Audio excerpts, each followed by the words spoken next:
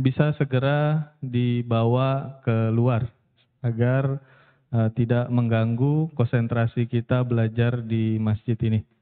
Jadi sekali lagi kepada para jamaah yang membawa anak, mungkin bisa dikondisikan jika anak sudah tidak nyaman atau menangis bisa dibawa ke selasar di samping atau di belakang. Nah, jadi untuk jamaah sekalian mohon yang belakang bisa merapat Pak, karena biasanya sekitar 5 atau 10 menit lagi jamaah akan datang. Jadi yang space yang kosong segera maju Pak. Jadi supaya yang di belakang nanti tidak lewat di depan gitu. Jadi yang di belakang mungkin yang sepuh-sepuh boleh nyender ya. Tapi kalau yang yang dianggap tidak sepuh bisa ya nggak apa-apa Pak. Kalau udah sepuh insya Allah udah kelihatan ada warna putih sudah kelihatan. Aman. Tapi kalau yang di sebelahnya belum kayaknya mungkin sedikit maju. Kalau yang udah sepuh insya Allah dikasih uzur untuk bisa. Jadi Pak tolong Pak yang di sini masih kosong Pak. Supaya nanti juga terlihat di kamera juga nggak terlalu ngoblong yang di sininya. Ini bisa diisi yang sebelah sini. Taib, insya Allah kita akan segera mulai untuk kajian hari ini dengan Al-Ustadz sudah datang di tengah kita, Ustadz Amin Nurbait Hafidhahullah Ta'ala. Kepada beliau, Faliyatafaddal Mashkur Ustadz. Insyaallah segera kita mulai. Barakallahu fikum jami'an. Assalamualaikum warahmatullahi wabarakatuh.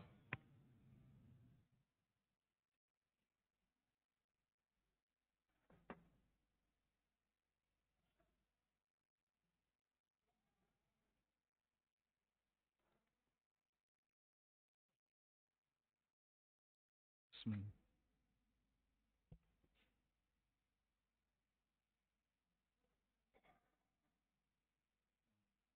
Muncul lagi aja.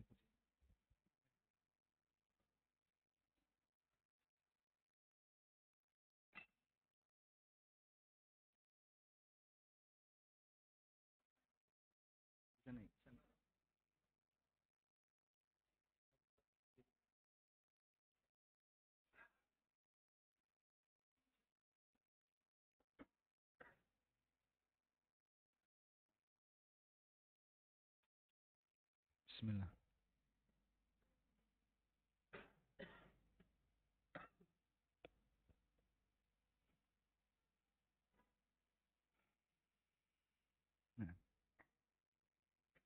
Bismillah. Assalamualaikum warahmatullahi wabarakatuh.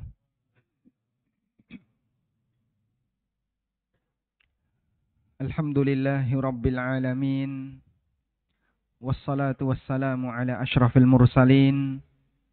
Nabiyyina wa maulana Muhammadin wa ala alihi wa sahbihi ajma'in. Wa ashhadu an la ilaha illallah wahdahu la syarika lah. Wa ashhadu anna Muhammadan abduhu wa rasuluh. Salawatu rabbi wa salamu alaihi wa ala alihi wa ashabihi.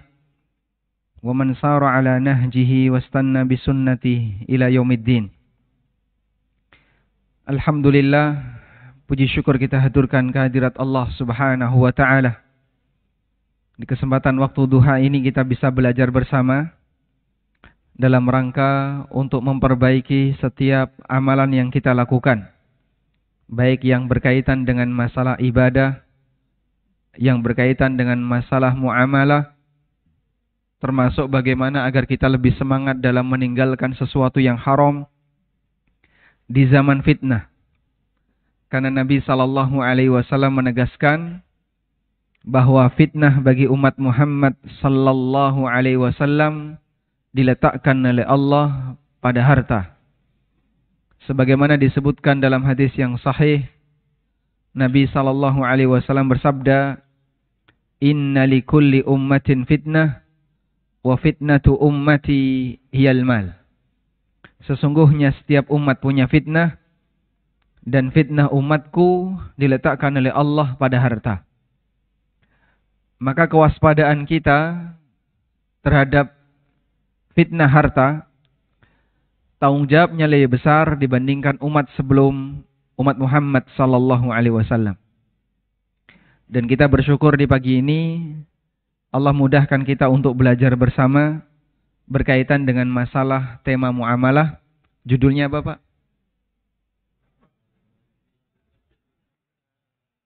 Nila setitik, riba setitik, hancur dunia akhirat. Masya Allah. Ini temanya berat ya. Anda datang ke sini bersama keluarga atau sendiri? Yang jomblo sendiri ya. Ada yang sudah bersama keluarga, alhamdulillah. Karena kajian kalau bersama keluarga, salah satu di antara pengaruhnya adalah satu keluarga jadi satu frekuensi. Sebab ada banyak sekali keluarga yang suaminya pengen bebas riba, istrinya belum siap. Dan sebaliknya istrinya pengen bebas riba, suaminya belum siap. Akhirnya malah bikin berantem. Sehingga tidak jarang di antara mereka yang sampai pisah gara-gara beda masalah pendapat tentang riba. Maka saat kita belajar, jangan lupa ajak keluarganya. Anda piknik bukan ke tempat wisata, bukan ke tempat rekreasi, tapi kita piknik di salah satu taman surga, insya Allah. Nabi SAW bersabda, "Wa idza marartum biriyadil jannah farta'u." Apabila kalian melewati salah satu di antara taman surga, maka mendekatlah. Kemudian sahabat bertanya, "Ya Rasulullah, wa ma riyadul jannah?" Apa yang dimaksud dengan taman surga itu? Nabi SAW menyebutkan hilaqudz dzikr. Yang dimaksud dengan taman surga adalah halaqah zikir. Dan makna halaqah zikir menurut ulama tabi'in Tawus bin Kaisan, maknanya adalah halaqah dzukira fihil halal wal haram. Majelis yang di situ disebutkan tentang halal haram. Karena bagian dari makna zikrullah adalah pembahasan tentang peringatan yang Allah turunkan. Pembahasan tentang peringatan yang Allah turunkan. Allah menurunkan peringatan tentang apa? Tentang hukum syariat, tentang halal haram, tentang panduan beribadah, tentang panduan dalam muamalah, dan seterusnya. Allah Ta'ala berfirman, "Ya ayyuhalladzina amanu idza nudiya lis-salati min yaumil jum'ah fas'au ila dzikrillah." Wahai orang yang beriman, apabila sudah terdengar azan di hari Jumat, maka bersegeralah menuju zikrullah. Allah menyebut Jumatan dengan zikrullah. Padahal kegiatan Jumatan apa Pak isinya Pak? Yasinan atau tahlilan? Saat Jumatan isinya apa? Ada khatib yang menyampaikan khutbah dan jamaah mendengarkan. Disebut oleh Allah sebagai majlis zikrullah karena dalam Jumatan dibahas peringatan Allah. Sehingga kenapa majelis ilmu disebut sebagai majelis zikrullah? Karena di majelis ilmu itu dibahas peringatan-peringatan Allah. Peringatan berkaitan dengan masalah halal haram, peringatan berkaitan dengan masalah muamalah dan yang lainnya. Keutamaan bagi mereka yang datang di majelis ilmu di waktu duha, di waktu pagi, lebih besar dibandingkan mereka yang hadir di majelis ilmu di selain waktu pagi. Dalam sebuah hadis dari sahabat Abu Umamah yang diriwayatkan oleh Al-Mundhiri, Nabi SAW bersabda, "Man ghada ilal masjid la yuridu illa ayyata'allama khairan aw yu'allimahu kana lahu ka'ajri hajin taman hajatuhu." Barang siapa yang berangkat menuju masjid dan tidak ada niat kecuali dalam rangka untuk mempelajari agama atau mengajarkan agama, sehingga baik guru maupun murid dua-duanya mendapatkan keutamaan hadis ini. Rasulullah SAW bersabda, kana lahu ka'ajri hajin taman hajatuhu, maka dia bisa mendapatkan pahala haji yang sempurna. Insyaallah. Yang itu tidak didapatkan oleh mereka yang belajar di selain waktu duha, di selain waktu pagi. Kenapa belajar di waktu pagi lebih utama? Karena waktu pagi ini waktu di mana fisik seorang manusia maksimal.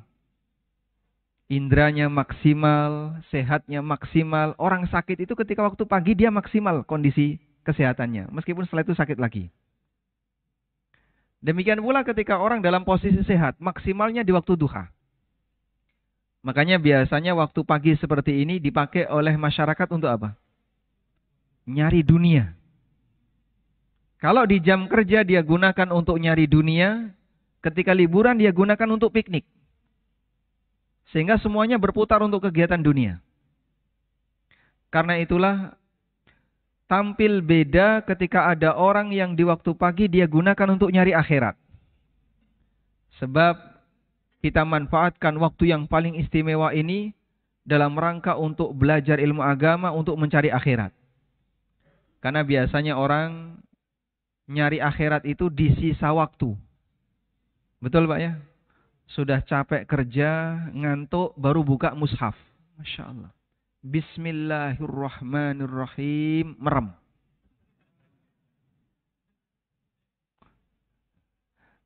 Sehingga begitu dia baca Bismillahirrahmanirrahim, Bismika Allahumma amutu wa ahya. Maka kadang ada orang yang baca Quran dalam posisi sudah, Masya Allah, tinggal 5 watt. Ya sudah, tinggal tidurnya itu.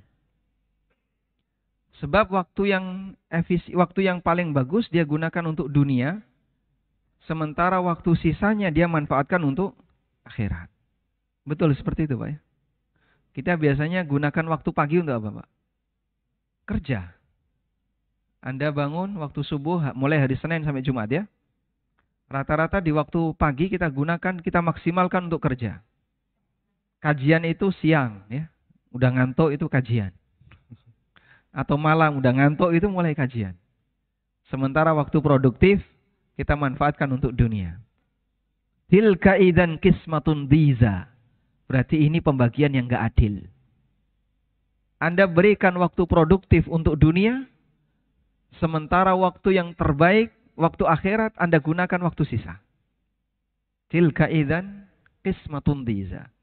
Berarti ini adalah pembagian yang tidak adil. Yang adil gimana Pak? Yang adil gimana Pak? 50-50. Padahal ngajinya di waktu duha cuma Sabtu Ahad. Masya Allah. Yang 5 harinya untuk kerja. Atau mau dibalik? Kerja Sabtu Ahad, Senin sampai Jumat ngaji. Hah? Nggak ada jamaahnya ya. Baik. Selanjutnya kita kembali kepada pembahasan setitik riba bisa membinasakan dunia dan akhirat. Jamaah yang dimuliakan Allah Subhanahu wa taala, memang yang namanya dosa besar bagi para sahabat itu adalah perbuatan yang sangat menakutkan. Bagi para sahabat, dosa besar itu sangat menakutkan. Karena itu kata Anas bin Malik radhiyallahu anhu, beliau membandingkan suasana batin sahabat dengan masyarakat generasi setelah sahabat. Padahal beliau sampaikan ini di hadapan para tabi'in. Kami kunna nara syai'an indakum adaqqa minasy'ari. Dulu kami menilai ada sebuah perbuatan yang mungkin bagi kalian itu lebih kecil dibandingkan rambut. Wa na'udduhu minal mubiqat. Tapi bagi kami itu adalah perbuatan yang membinasakan. Anas bin Malik radhiyallahu anhu menyampaikan ini di hadapan para tabi'in. Padahal generasi tabi'in dengan generasi kita, siapa yang lebih bagus agamanya? Generasi tabi'in. Anas menyampaikan kepada mereka, kami melihat sesuatu yang bagi kalian itu seperti rambut. Tapi bagi kami itu adalah hal yang membinasakan. Sebab sahabat itu adalah manusia yang hatinya demikian takut kepada Allah Subhanahu wa ta'ala. Sehingga ketakutan mereka dalam melakukan perbuatan maksiat yang mungkin kita anggap itu hal yang remeh, mungkin kita anggap itu hal yang sepele, tapi bagi para sahabat itu hal yang besar. Keimanan berbanding lurus dengan rasa takut seorang hamba kepada Allah Subhanahu wa taala. Makanya kalau ada pertanyaan, mungkin enggak kita bisa menjadi manusia bertakwa seperti sahabat? Atau bahkan menyaingi sahabat? Jawabannya tidak mungkin. Bisa saja Anda melakukan amal yang lebih banyak dari sahabat. Lebih banyak secara kuantitas. Tapi dari sisi kualitas takwa, jauh lebih hebat mereka dibandingkan manusia di zaman kita. Karena mereka orang yang hatinya luar biasa. Manusia-manusia pilihan. Yang ditunjuk oleh Allah Ta'ala dan diciptakan oleh Allah Ta'ala untuk mendampingi Nabinya Sallallahu Alaihi Wasallam dalam memperjuangkan Islam. Maka kita di mata sahabat tidak boleh merasa lebih hebat. Sampai mencela sahabat, menyudutkan sahabat. Terutama yang sering dicela siapa, Pak? Yang sering dicela terutama siapa? Muawiyah bin Abi Sufyan. Dan saya kira Muawiyah punya pahala yang sangat besar radhiyallahu anhu. Besok beliau akan nuntut setiap orang yang mencelanya. Tinggal sekarang ditimbang. Kamu dengan Muawiyah siapa yang kira-kira akan dibela oleh Allah? Manusia seperti kamu ini ataukah Muawiyah radhiyallahu anhu? Yang beliau penulis wahyu dan pernah mencatat Al-Quran yang turun kepada Nabi Sallallahu Alaihi Wasallam. Sehingga ada orang yang mengatakan di hadapan Abdullah bin Mubarak, salah satu di antara gurunya Imam Bukhari. Siapa yang lebih afdal? Muawiyah ataukah Umar bin Abdul Aziz? Umar bin Abdul Aziz ma'ruf. Seorang ulama tabi'in yang sekaligus jadi khalifah. Banyak orang yang cinta kepada beliau. Apa kata Abdullah bin Mubarak? Beliau rahimahullah mengatakan, "Ghubarun yadkhulu fi anfi Muawiyah afdalu min mi'ati Umar bin Abdul Aziz." Setitik debu yang masuk ke hidungnya kudanya Muawiyah ketika beliau berjihad lebih afdal daripada 100 Umar bin Abdul Aziz. Sebab pahala amal berbanding lurus dengan nilai ketakwaan. Sehingga mereka memiliki nilai yang istimewa di hadapan Allah karena takwanya luar biasa. Nah, salah satu di antara buktinya adalah pernyataan Anas tadi.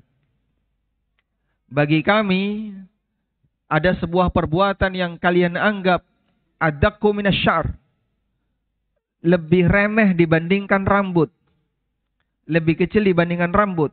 Wa kunna na'udduhu minal mubiqat. Tapi kami menilai itu sebagai perbuatan yang bisa membinasakan. Makanya tidak heran kalau orang di zaman sekarang ketika melakukan praktek riba, sepeser pun tidak ada perasaan takut dalam dirinya.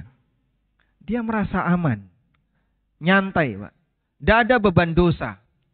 Sebab keimanan dia rendah. Sehingga dia tidak tahu efek samping di balik ini apa. Manusia puncak yang punya rasa takut yang demikian tinggi adalah Rasulullah Sallallahu Alaihi Wasallam. Sehingga sampai digambarkan oleh para sahabat, kana Nabiyyu Sallallahu Alaihi Wasallam asyaddu hayaan minal bikri fi khidriha. Nabi Sallallahu Alaihi Wasallam itu lebih pemalu dibandingkan gadis pingitan. Seorang wanita gadis yang dia sama sekali belum pernah tersentuh lelaki, sudah siap menikah, tapi dia sama sekali belum pernah ta'aruf. Pemalu ya. Sehingga ketika ditanya, bisanya hanya senyum. Kalau melihat sesuatu yang tidak disukai, kelihatan dari mukanya. Nggak berani terus terang, karena dia pemalu. Nabi SAW lebih pemalu dibandingkan itu. Dan yang dimaksud oleh para sahabat ini adalah, Nabi SAW ketika melihat ada orang yang melakukan tindakan melanggar, beliau saking malunya kepada Allah, sampai kelihatan di mukanya. Saking malunya kepada Allah sampai kelihatan di mukanya. Saya nggak enak kalau sampai kamu melanggar seperti ini. Beliau merasa malu, malunya itu sampai kelihatan di mukanya. Lebih pemalu dibandingkan gadis. Karena orang menjadi sensitif di saat dia tahu konsekuensi besarnya. Maka bagi sebagian orang terkadang ada hal yang dianggap remeh. Yahsabunahu hayyinan wa huwa 'indallahi 'azim. Mereka menyangka itu sesuatu yang ringan, tapi padahal itu adalah kejadian yang besar di sisi Allah Subhanahu wa taala. Baik. Dan termasuk di antaranya adalah berkaitan dengan masalah riba. Kita tahu Allah Subhanahu wa taala mengharamkan riba, dan riba termasuk di antara salah satu dosa besar. Dan disebutkan dalam sebuah riwayat, meskipun ulama berbeda pendapat mengenai status keabsahan riwayat ini, tapi sebagian menilai riwayat ini mendekati status hasan. Di sini dinyatakan oleh keterangan Al-Mundhiri, isnaduhu sahih au hasan au ma qarabahuma. Sanadnya sahih atau hasan atau mendekati salah satunya. Intinya riwayat ini masih bisa diterima. Dari sahabat Al-Barra bin Azib. Meskipun sebagian ulama menilai hadis ini dhaif. Ar-riba isnani wa sab'una baban. Riba ada 72 cabang. Riba ada 72 pintu. Adnaha mislu ityanir rajuli ummah. Pintu yang paling ringan seperti seorang lelaki berzina dengan ibunya. Waliyadzubillah. Pintu riba yang paling ringan seperti seorang lelaki yang berzina dengan ibunya. Ada 72 pintu yang paling ringan seperti berzina dengan ibu. Sekarang kalau misalnya bapak ibu ditanya, jika Nabi SAW menyebutkan, jika dalam hadis ini disebutkan bahwa riba ada 72 pintu, pintu apa yang sudah kita kenal? Satu. Pintu apa saja yang sudah kita kenal? Pintu riba apa saja yang sudah kita kenal? Saya ulang pertanyaannya. Bapak Ibu mendengarkan? Baik. Pintu riba apa saja yang sudah kita kenal? Kartu kredit,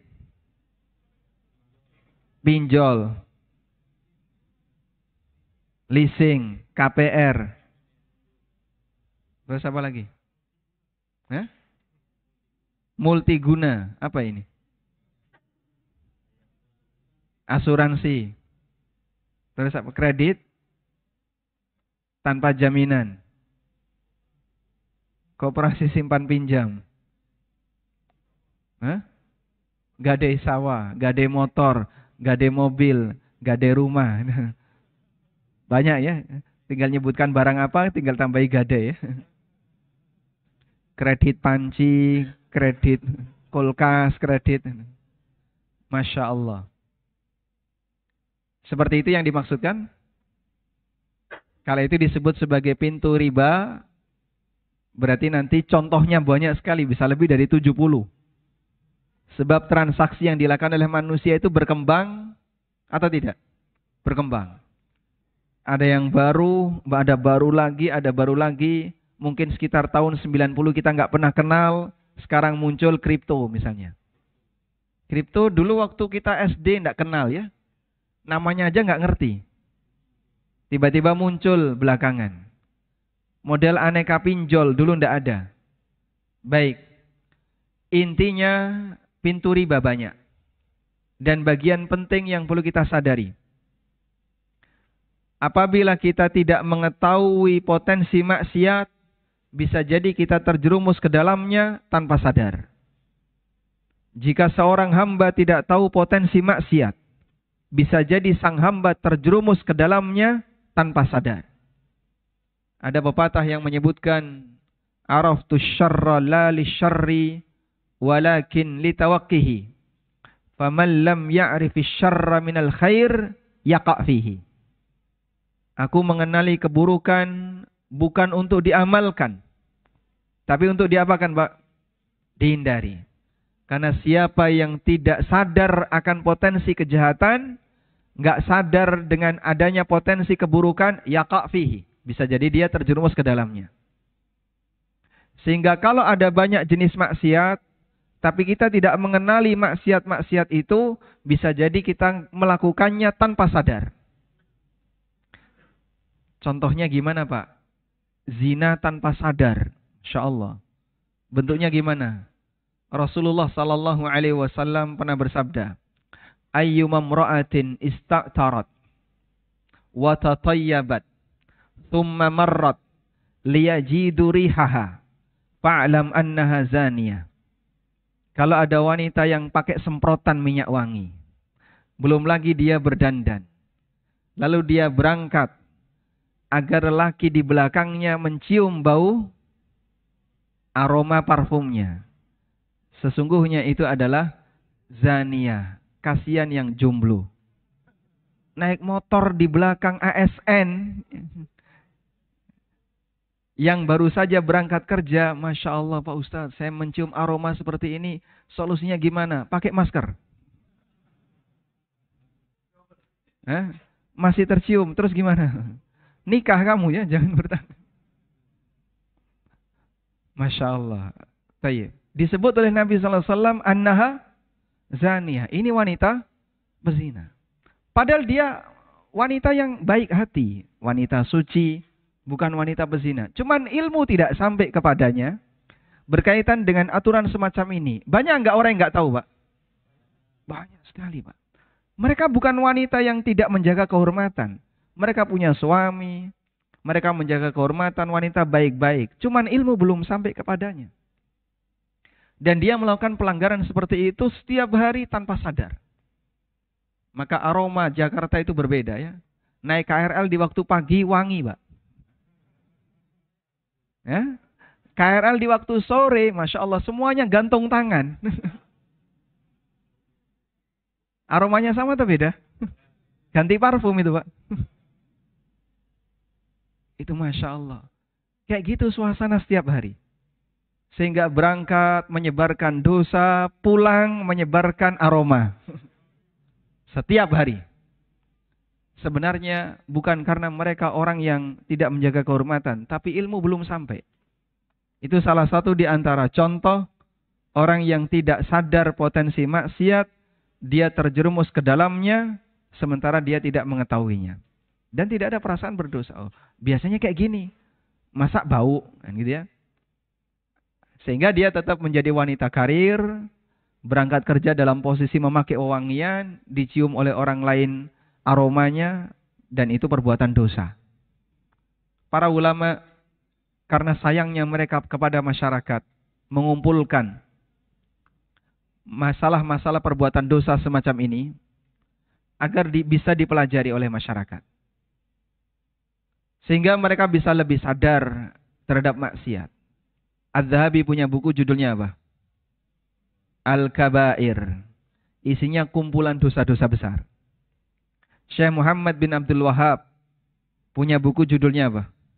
Masail Jahiliyah. Isinya adalah praktek-praktek perbuatan masyarakat jahiliyah. Kemudian Al-Haytami punya buku Az-Zawajir. Lebih dari 200 dosa besar ada di situ. Agar bisa dipelajari. Maka kita belajar tentang sesuatu yang dilarang agama. Tujuannya adalah agar kita bisa lebih waspada. Sehingga ada di antara ustadz yang nulis kumpulan harta haram kontemporer. Al-Ustadz Dr. Erwandi. Hafizahullahu ta'ala wa ra'ah. Karena beliau ingin tunjukkan kepada masyarakat, inilah contoh praktek dan di situ ribanya banyak. Maka kalau Anda ditanya, sebutkan 72 pintu riba, silahkan buka buku ini. Anda tulis, di situ kalau totalnya lebih dari 72, atau Anda bisa mencapai sampai angka 70, alhamdulillah. Itulah contoh pintu-pintu riba yang ada di sekitar kita. Karena inti dari riba adalah semua transaksi yang diharamkan dalam syariat. Dan itu merupakan makna riba dalam arti yang lebih luas. Sebagaimana keterangan Aisyah radhiyallahu anha. Sehingga riba dalam makna yang lebih luas adalah semua transaksi yang diharamkan dalam Islam. Baik, selanjutnya kita beralih ke ancaman riba. Apa Pak ancaman riba, Pak? Sebutkan ancaman riba. Yang paling menakutkan apa, Pak? Menurut Anda? Ditantang perang oleh Allah. Selanjutnya apa lagi? Ya? Berenang di sungai darah. Apa lagi? Dibangkitkan dalam kondisi sempoyongan. Apa lagi? Apa lagi? Ancaman neraka. Terus apa lagi? Ketika di dunia hartanya dibinasakan.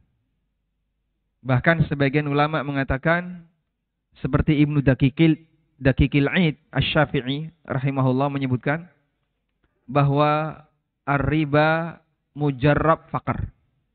Riba itu mujarab menyebabkan orang jadi fakir. Dan itu yang ditegaskan oleh Allah dalam Al-Quran. Di surat Al-Baqarah. Yamhaqullahu riba wa yurbis sadaqat. Allah membinasakan riba dan menumbuhkan sedekah. Allah membinasakan riba dan menumbuhkan sedekah. Apa yang dimaksud Allah membinasakan riba? Dan hadis dan ayat ini juga sejalan dengan hadis Nabi SAW. Dalam hadis riwayat Ibnu Majah dari sahabat Ibnu Mas'ud radhiyallahu anhu. Boleh dicatat teks Arabnya, barangkali nanti masuk ujian. Ini ada banyak hadiah ya, Masya Allah. Ada voucher umroh nggak di sini? Oh, enggak ada ya. Ma aktsara ar-rajulu minar riba illa kana akhiru amrihi ila killatin. Apabila seseorang memperbanyak harta dari riba,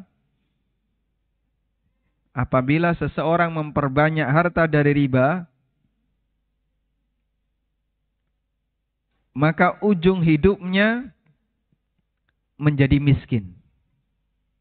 Ma aktsara ar-rajulu minar riba illa kana akhiru amrihi ila killatin. Apabila seseorang memperbanyak hartanya dari riba, maka ujung hidupnya ila killatin menjadi sedikit, maksudnya menjadi miskin. Dibuat oleh Allah Subhanahu wa taala di balik keadaan hidupnya. Baik. Sekarang kita akan mempelajari apa yang dimaksud Allah Subhanahu wa taala membinasakan riba. Jamaah dimuliakan Allah Subhanahu wa taala. Al-Hafidz Ibnu Katsir rahimahullah menyebutkan bahwa Allah membinasakan riba itu ada dua cara. Yang pertama, bi ayyudhibahu bil kulliyah min yadi sahibihi. Bi ayyudhibahu bil kulliyah min yadi sahibihi. Allah hilangkan 100% harta riba itu dari tangan pemiliknya. Rumahnya dibinasakan. Bentuknya gimana Pak? Ditarik kembali oleh bank. Kendaraan leasing atau hasil riba yang lainnya, dia mendapatkan harta dari hasil riba, dibinasakan oleh Allah dari tangan pemiliknya. Mampu nggak Allah seperti ini, Pak? Mudah bagi dia. Innahu ala kulli syai'in qadir. Tayyib. Tapi Pak, nyatanya di lapangan, saya banyak melihat. Ada orang rentenir, dia kaya, sampai tua tetap kaya. Kok hartanya nggak hilang-hilang? Padahal sudah tak tunggu itu. Anda nunggu apa? Dia tetap kaya sampai dia tua. Padahal ini semua hartanya mungkin 100% dari hasil rentenir. Baik. Perhatikan makna yang kedua yang disampaikan oleh Ibnu Katsir. Makna yang kedua, Allah Subhanahu wa taala jadikan au alla yubarika fi malihi fala yantafi'u bihi syai'a. Atau Allah Subhanahu wa taala tidak memberkahi hartanya sehingga harta itu tidak memberikan manfaat baginya. Harta itu tidak bisa memberikan manfaat bagi pemiliknya. Dan yang kedua ini banyak realitanya. Sekarang kita akan bicara jenis yang pertama. Jenis yang pertama, Allah Subhanahu wa taala membinasakan riba dalam arti Allah hilangkan harta itu dari tangan pemiliknya. Dan itu sangat banyak. Ada banyak sekali kasus para pengusaha yang kapok dari transaksi riba, dari mengambil modal dengan cara transaksi riba. Karena banyak di antara mereka bangkrut, nyungsep usahanya.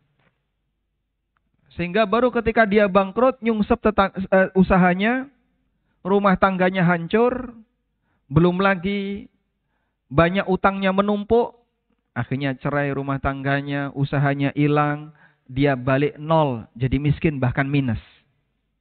Terus setelah itu baru dia tobat. Dia tobat. Sekarang Pak Ustadz saya sudah kapok, saya mau hijrah, saya tobat. Alhamdulillah Bapak kena musibah. Kalau enggak dia enggak tobat. Pengusaha yang dia melakukan transaksi riba dan usahanya terus lancar, enggak mau tobat dia, Pak. Sehingga dia dalam kondisi bermaksiat selalu menikmati nikmat Allah. Ini namanya apa? Istidraj. Dilulu, diujo. Dia dibiarkan tenggelam dalam maksiat. Dan ada orang yang dia mengalami musibah. Entah dia yang sakit, istrinya sakit, anaknya sakit. Atau kadang dia sering berantem dengan keluarganya. Atau aneka masalah yang dia jumpai. Lalu dia baru sadar, tobat. Sehingga dia dikasih kesempatan oleh Allah, sadar, mau tobat, alhamdulillah. Dosanya tidak berlanjut sampai mati. Cuman usahanya bangkrut. Sudah? Kalau kita disuruh milih, Pak. Pengen usaha lancar, tapi dosa riba tetap lanjut. Atau usaha bangkrut dan tobat dari dosa riba.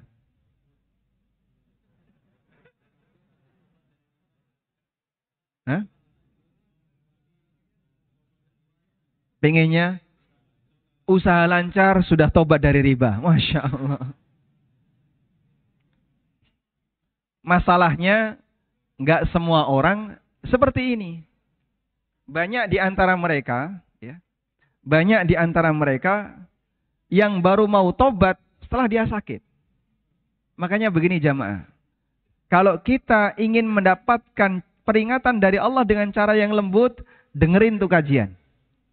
Khutbah Jumat.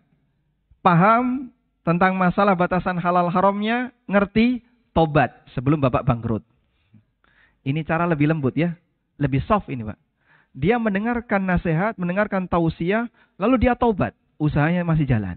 Ya meskipun mungkin turun. Tapi ada orang yang nggak seperti ini. Usahanya tetap lanjut, dia jalan usahanya, dan dia menikmati transaksi riba itu, sampai akhirnya dia bangkrut. Atau dia sakit, atau dia kecelakaan. Baru setelah itu dia sadar. Peringatan lebih keras datang di saat peringatan yang lembut tidak mau membuat dia berubah. Pilih yang mana Pak? Pilih yang mana Pak? Banyak sekali kasus pengusaha mau tobat setelah apa? Setelah sakit, setelah kecelakaan, setelah bangkrut, baru mau tobat. Saya menjumpai banyak orang. Bahkan dia bilang gini, saya itu seperti dikasih nyawa yang kedua. Loh kenapa? Kemarin saya mengalami kecelakaan, tabrakan nih, fotonya ditunjukkan. Masya Allah Pak. Ini kalau secara teori mati. Tapi dia hidup. Dan sehat. Baru setelah itu dia ngaji. Padahal sebelumnya dia benci dengan yang namanya pengajian. Benci dengan yang namanya kajian salaf. Benci dengan yang namanya majelis ilmu. Benci dengan sholat jamaah. Dengar azan itu benci dia. Kemudian dia sakit mengalami kecelakaan. Terus setelah itu dia tobat jadi orang soleh. Berarti ada anugerah di balik musibah. Subhanallah. Bersyukurlah Bapak. Musibah membuat Bapak bertobat. Karena pakai cara halus tidak bisa dia. Dia nggak mau kok ya. Pakai cara halus kan, mendengarkan tausiah, lalu mau berubah, itu cara yang halus ya. Nggak mau dia, pakai cara halus kayak gini. Diberi oleh Allah dengan cara yang lebih keras, dia mengalami musibah, lalu baru mau dia bertobat. Tayyib. Nah, ini salah satu di antara contoh Allah membinasakan harta seseorang dari tangan pemiliknya melalui sakit sehingga hartanya habis karena untuk biaya pengobatan. Melalui perceraian sehingga hartanya morat-marit ya. Direbut kanan, direbut kiri, istrinya pakai pengacara, suami pakai pengacara, akhirnya saling rebutan harta, pengacaranya dapat 50%. Ada kayak gitu, Pak? Masya Allah. Hartanya itu sampai nyiprat keluar, gara-garanya dia berantem dalam satu rumah tangga. Diperjuangkan dengan cara yang haram, dia yang nanggung dosa, orang lain yang menikmati. Ini contoh nyata Allah Subhanahu wa taala membinasakan riba dalam bentuk Allah cabut dari tangan pemiliknya. Baik. Sekarang kita beralih ke bentuk yang kedua. Yang kedua ini bisa jadi kita juga pernah mengalaminya. Tapi mungkin kita tidak merasa. Dan ini bisa jadi lebih berbahaya daripada yang pertama. Apa bentuk yang kedua? Allah mencabut kemampuan hamba dalam menikmati nikmat itu. Allah mencabut kemampuan hamba untuk mendapatkan manfaat dari nikmat itu. Karena banyak orang yang punya nikmat, tapi dia nggak bisa memanfaatkan. Kenapa, Pak? Penuh pantangan. Ingat, kemampuan manusia dalam menikmati fasilitas dunia dibatasi oleh usia. Dan dibatasi oleh kondisi fisiknya. Kita sudah punya pengalaman ya. Teman-teman yang usianya 30 ke atas, 40 ke atas. Secara fisik berada di puncak. Kena COVID nggak doyan makan. Betul, Pak? Ada yang mengalami kayak gitu, Pak? Kena COVID aja, dia nggak doyan makan. Duitnya banyak, mau dipakai beli apapun bisa, Pak. Silahkan dimakan, nggak doyan. Seperti inikah menikmati kenikmatan? Tidak. Dicabut oleh Allah kemampuan dia dalam menikmati fasilitas hidup. Sehingga dia kena COVID, tidur nggak nyenyak, malam bangun terus, padahal AC full ada, ya. Kasurnya empuk, fasilitas ada, tapi dia nggak nyaman. Allah mencabut kemampuan dirinya untuk menikmati fasilitas hidup. Kita pernah mengalaminya. Siapapun pernah mengalaminya. Orang dalam kondisi tidak aman, contohnya misalnya sakit hati, Pak.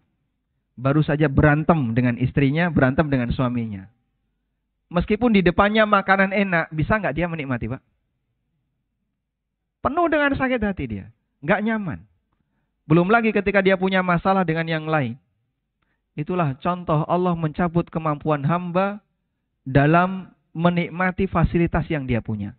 Maka bisa jadi ada orang punya banyak harta, bisanya hanya nyimpen sampai ditaruh bunker, tapi dia ketangkap polisi.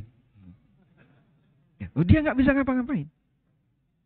Ada salah satu teman cerita kan, bahwa dia punya teman yang tinggal di villa.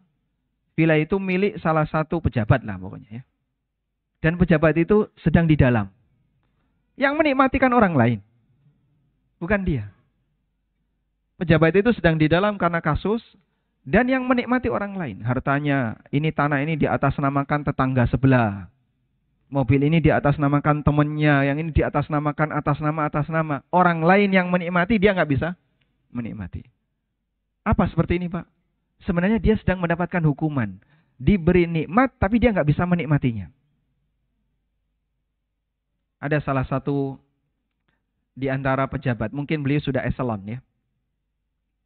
Lalu setelah pensiun, barulah beliau membeli kendaraan mewah, mobil mewah. Salah satu teman saya di Jogja, teman beliau main badminton. Tanya, Pak kok baru beli sekarang? Karena sebelumnya mobilnya biasa saja. Kok baru beli sekarang? Terus dia bilang, Saya baru berani beli setelah pensiun. Kenapa? Khawatir nanti kalau belum pensiun sudah beli kendaraan mewah, diaudit, Pak. Saya membayangkan, coba andaikan sehari sebelum pensiun dia mati, berarti dia ngumpulin duit dalam jumlah banyak selama dia jadi pejabat tadi, belum bisa dimanfaatkan. Karena nunggu belinya itu setelah pensiun. Inikah yang dimaksud orang yang bisa menikmati fasilitas? Tidak. Maka Allah Subhanahu wa ta'ala mencabut kemampuan hamba dalam menikmati hartanya dengan cara dia dibuat tidak bisa menikmati hartanya. Allah cabut kemampuannya untuk menikmati hartanya. Wallahu alam apakah cerita ini sahih atau tidak. Tapi saya mendengarnya sumbernya ada di Bojonegoro, Jawa Timur ya. Kasusnya di Mojokerto, Jawa Timur. Ada orang yang nggak mau pakai baju. Ya, dia suka keluar rumah, nggak mau pakai baju. Padahal rumahnya banyak. Dan anaknya malu.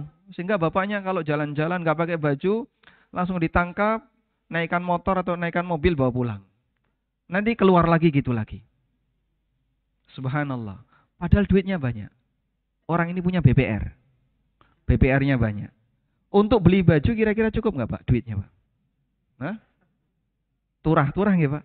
Sisa. Ada orang yang dia nggak bisa tidur di tempat yang empuk, dia baru bisa tidur kalau di masjid. Pakai karpet baru bisa tidur. Padahal di rumahnya ada spring bed. Sakit badannya kalau pakai spring bed. Allah cabut kemampuan dia dalam menikmati fasilitas hidup. Itulah salah satu contoh di mana harta haram dicabut oleh Allah Subhanahu wa taala dari sang hamba.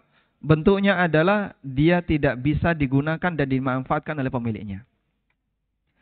Termasuk juga kadang ada sebagian orang yang karakternya dibalik. Sehingga dia punya harta, bisanya hanya untuk ditumpuk. Tapi nggak bisa dia nikmati. Punya motor bagus ya, ditaruh di dalam rumahnya. Sudah, kemudian dikasih poles line. Jangan dinaiki. Fungsi motor itu untuk apa, Pak? Oh, dia melarang kok. Enggak, Bu, jangan naik. Enggak boleh dinaiki. Ini fungsinya apa? Sehingga cuman dilapi tiap hari ya. Dia punya harta yang mahal nilainya, tapi tidak berfungsi sebagaimana asal mula harta ini diciptakan. Masih banyak lagi kasus yang lain. Termasuk mungkin dalam ukuran yang lebih kecil ya. Ibu-ibu nyimpen Tupperware ya. Bertumpuk kan gitu. Suaminya mau pakai dimarahi. Padahal duit yang dipakai beli punya siapa? Suaminya mau pakai dimarahi, Pak. Ada kayak gini, Pak? Di sini tidak ada ya? Orangnya lagi kajian.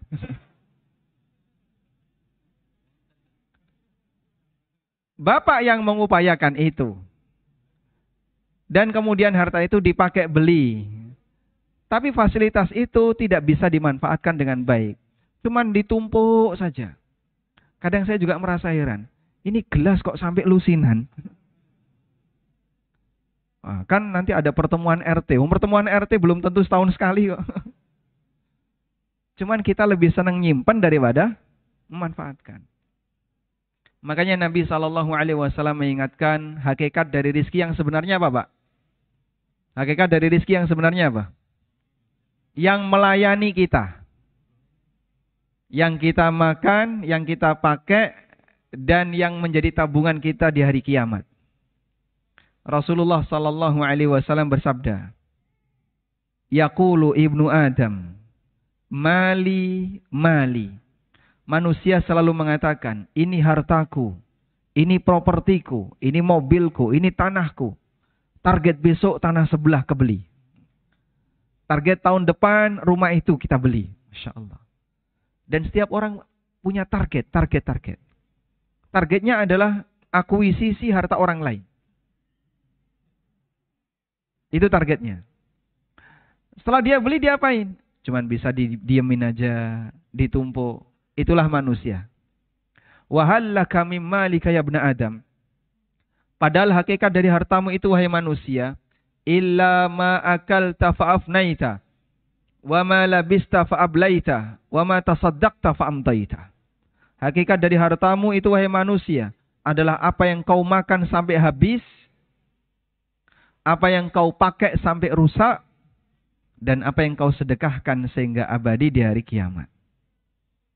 Dan manusia yang bisa efisien semacam ini 100% Nabi SAW. Sehingga beliau ketika punya harta, dimanfaatkan sesuai kebutuhan beliau dan keluarganya, sisanya diapakan? Sedekahkan. Nggak ada residunya. Kalau kita kan banyak residu ya. Sudah, tolong dicek di gudang masing-masing. Sepeda ada. Wa bima kasabat aidikum. Tidak ada musibah yang menimpa kalian kecuali sebabnya adalah perbuatan dosa yang kalian lakukan. Sehingga saat kita menghadapi situasi seperti tadi, musibah apapun, Anda ingat, ini pasti karena dosa saya. Pasti karena maksiat yang aku lakukan. Dengan cara seperti ini, suudzon kita kembalikan kepada pribadi kita. Suudzonnya itu dikembalikan ke pribadi kita. Sehingga menghindari peluang suudzon kepada Allah Ta'ala. Selanjutnya, yang ketiga adalah berusaha untuk bersabar. Sabar di sini maksudnya adalah diiringi dengan harapan semoga Allah memberikan balasan dan pahala dari musibah yang saya alami. Di saat itu Anda punya harapan menantikan sesuatu yang indah pasca musibah.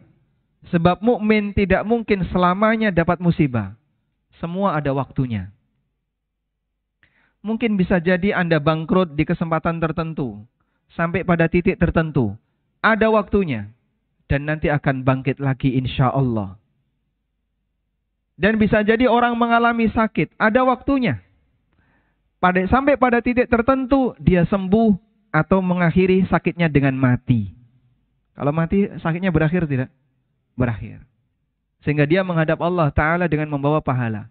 Dengan adanya harapan seperti ini, menyebabkan musibah yang dia alami bernilai pahala. Sebab musibah itu bisa menjadi pahala jika orangnya sabiran muhtasiba. Bersabar dan diiringi dengan ihtisab. Ihtisab artinya apa, Pak? Mengharapkan pahala. Ihtisab itu kan dari kata hasibah, yahsibu artinya ngitung. Ihtisab artinya dia berusaha untuk ngitung. Ngitung dalam arti berharap. Seperti orang ketika berdagang, itu ngitung. Kira-kira nanti untungnya berapa ya? Itu namanya ihtisab. Harapan untuk dapat untung itu namanya apa? Ihtisab. Sambil dihitung-hitung. Nanti kalau saya ambil peluang ini dapat ini. Kalau saya ambil peluang ini dapat ini. Itu namanya ihtisab. Menghitung peluang dapat keuntungan. Itulah ihtisab. Dan Nabi SAW perintahkan kita kalau beramal itu ihtisab. Man shoma Ramadhana imanan wahtisaban. Siapa yang berpuasa Ramadan diiringi dengan iman dan ihtisab. Orang yang ihtisab itu memperhitungkan juga potensi kerugian. Ini saya berdagang. Wah, kalau iklan saya terlalu banyak, nanti pengeluaran saya terlalu besar. Kalau SDM yang saya rekrut banyak, nanti gaji terlalu besar. Dihitung. Berarti yang efisien sekian. Kok kelebihan karyawan, dia rumahkan. Dia resign sebagian. Ya, dia suruh keluar sebagian. Itu ngitung ya. Orang puasa juga disuruh kayak gitu. Bapak puasa. Ibu puasa, perhitungkan ya. Saat maksiat nanti minus pahalanya sekian. Saat Anda ngerenengi orang lain minus pahalanya sekian. Nonton aurat jadi minus. Saat Anda membaca Quran jadi plus. Ngitung itu yang disebut dengan ihtisab. Dan ihtisab kita lakukan saat kita ibadah dan juga kita lakukan pada saat kita sedang mendapatkan musibah. Bapak jadi orang yang kena musibah, memperhitungkan. Allah akan kasih pahala, Allah akan sayang sama kita kalau bersabar, bersabar. Ada sesuatu yang dinantikan. Dengan adanya harapan itu, insya Allah kita akan jadi lebih tenang. Wallahu a'lam.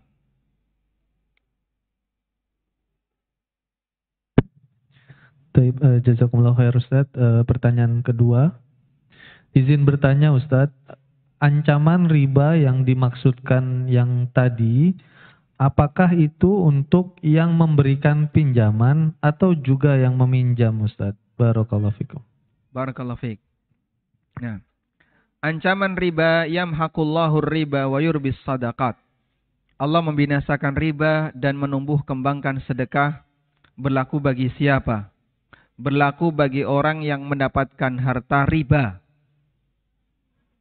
Bukan harta yang halal, yang kemudian dia dapatkan dengan transaksi yang dilakukan melalui transaksi di mana dia punya kewajiban untuk bayar riba. Maksud saya begini, dalam riba itu ada banyak posisi manusia.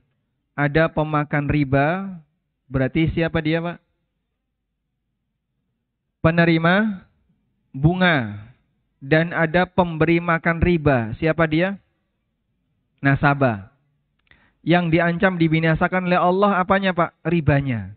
Yang Anda berikan sebagai nasabah dan yang diterima oleh pemakan riba. Itulah yang diancam dengan kebinasaan. Meskipun bisa jadi harta yang didapatkan oleh manusia dari hasil maksiat yang lain juga berpotensi mendapatkan ancaman yang sama.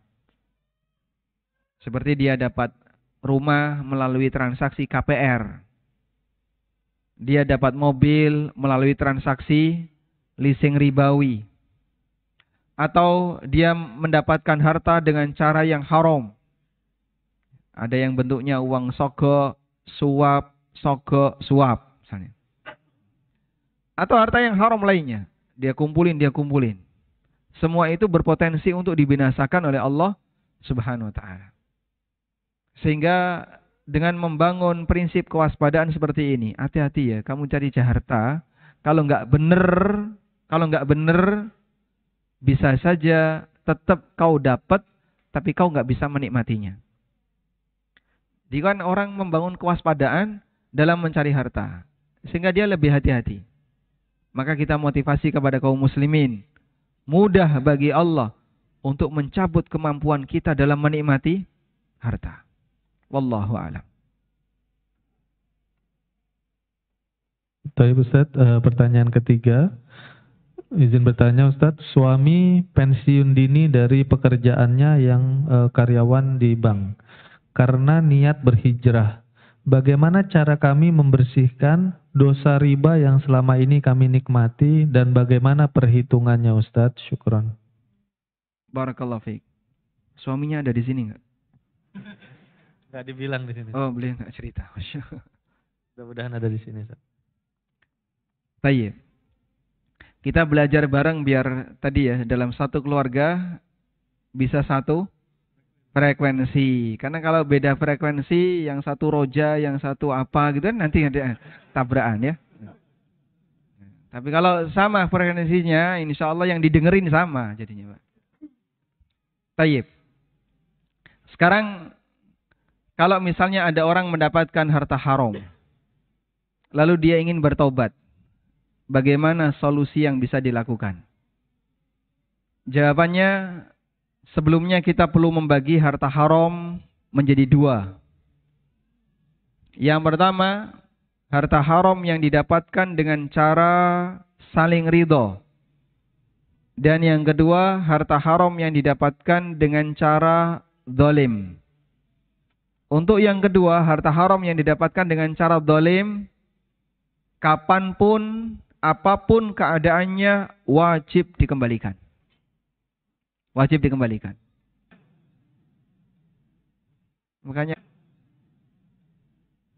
Makanya utang jadi bisa pinter ya. Bisa ngilang. Samsudin aja nggak bisa itu Pak. Nggak bisa kan? Baik. Terus saya ingin mengembalikan tapi sudah kehilangan kontak, sampai lupa jumlah utangnya, lupa nama orangnya. Masya Allah. Dulu saya utang ke siapa sudah lupa, ya. Berapa nilainya sudah lupa. Terus bagaimana yang seperti ini? Yang sama sekali tidak bisa dikembalikan. Kalau masih ada identitas, masih harus tetap dikembalikan. Orangnya sudah meninggal, ahli warisnya ada enggak? Ada, kembalikan ke ahli waris. Tapi kalau sudah nggak bisa dikembalikan sama sekali, contohnya yang kayak tadi ya, hilang kontak dan seterusnya. Apa yang harus dilakukan? Dalam hal ini ulama beda pendapat. Pendapat pertama mengatakan, siap-siap ditagih di akhirat. Ini berat. Terus gimana? Nanti Bapak akan ketemu orang yang punya uang itu, dan dia akan nagih Bapak. Ya sudah saya siapkan. Gimana Bapak siapkan uang? Mau nagih di akhirat. Anda siapkan pahala. Terus gimana caranya Pak? Silahkan Bapak beramal soleh sebanyak-banyaknya. Semoga diterima oleh Allah. Sehingga nanti bisa mendapatkan pahala itu dibawa ke akhirat. Orang yang ditagih, Bapak harus siap store pahala ke dia. Padahal waktu di akhirat, manusia itu menjadi orang yang sangat pelit dalam pahala. Lebih pelit orang di zaman sekarang dalam masalah harta. Di akhirat ya, manusia itu menjadi orang yang sangat pelit. Dia bisa, kalau merebut pahala orang tuh, Masya Allah, lomba dia. Karena mereka semuanya butuh selamat. Dan itu sendiri-sendiri. Maka tidak ada ceritanya. Yauma la yanfa'u malun wala banun illa man atallaha biqalbin salim. Sehingga anak dengan bapak tidak bisa saling menyelamatkan. Kalau sekarang di dunia, ada misalnya anak ketangkap ya, kena denda sekian juta. Orang tuanya berbaik hati, ditebus itu Pak. Karena dia kasihan sama anaknya kan ya. Hartanya dikeluarkan, tebus. Anaknya biar bisa bebas. Di akhirat ada kayak gini. Ya Allah, biar anakku masuk surga, aku aja yang masuk neraka. Ini seluruh pahalaku tak kasihkan ke anakku. Enggak terjadi, Pak. Yauma yafirrul mar'u min akhi wa ummihi wa sahibatihi likulli imri'im minhum yauma idzin sya'nu yughni. Jadi, tidak ada ceritanya mereka bisa saling menyelamatkan. Saking pelitnya mereka terhadap amal. Maka jangan bayangkan ya. Penyelesaian di dunia jauh lebih ringan dibandingkan penyelesaian di akhirat.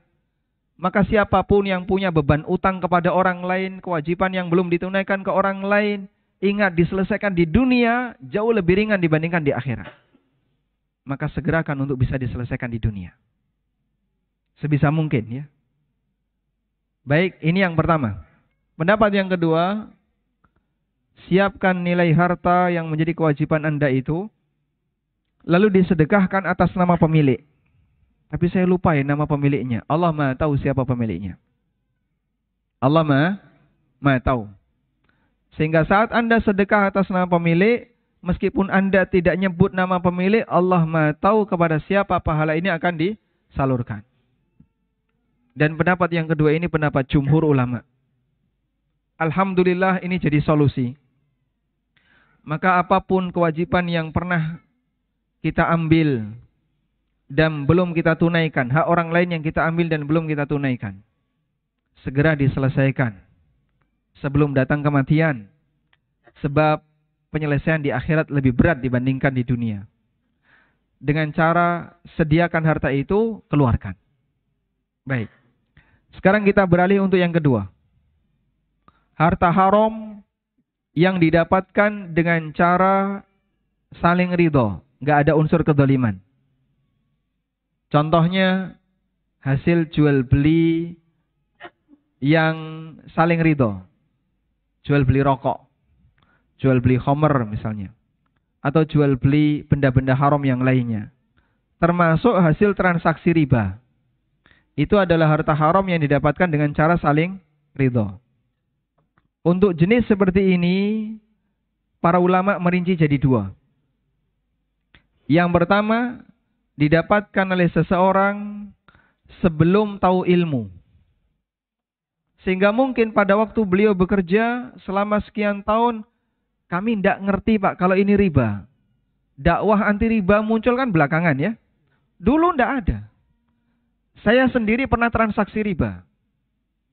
Dulu sebelum ada yang namanya Ustadz menyampaikan pelajaran riba, materi riba itu tidak ada dulu. Tidak kenal kita dengan istilah riba. Meskipun khatam Quran kita baca ada teks riba. Tapi kita nggak ngerti bentuk riba itu kayak gimana. Kita tidak ngerti. Gimana Pak? Taunya bunga. Insya Allah. Ya kalau bunga nggak apa-apa kata dia kan. Yang haram riba. Dan itu ketika kita cetak rekening koran, tidak ada tulisan riba 2%. Tidak ada. Ada Pak? Nyebutnya apa? Bunga. Baik. Maka orang membayangkan, ini tidak masalah, nggak berdosa. Tidak ada riba. Coba ini lihat. Ini loh cetakan rekening koran saya. Tidak ada atau kata riba. Kamu coba cari. Dengan detail tidak ada itu. Tidak pernah tertulis kata riba. Sehingga ada penawaran kur riba 6% per tahun. Ada? Tidak ada. Tidak ada. Dengan sebab ini ada orang yang nggak ngerti tentang riba. Lalu dia mengumpulkan harta dengan cara riba sementara dia nggak sadar.